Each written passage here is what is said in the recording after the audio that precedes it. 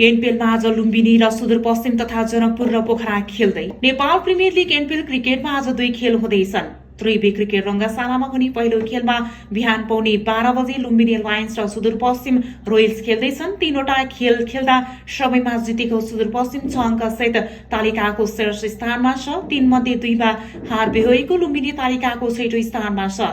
एनपीएलको पहिलो सिजनमा यी 2 टोली बीच एउटा खेल भएकोमा सुदूरपश्चिमले लुम्बिनीलाई 45 रनले हराएको थियो। यस्तै अपराह्न 4 बजे जनकपुर पोर्ट्स र पोखरा एडभेन्चर्स खेल्दैछन्। 2 खेल खेलेकोमा 2 मा हार बेहोरेको जनकपुर तालिकाको 7औं स्थानमा छ। यस्तै 2 मध्ये 2 खेल हारेको पोखरा तालिकाको 4मा छ।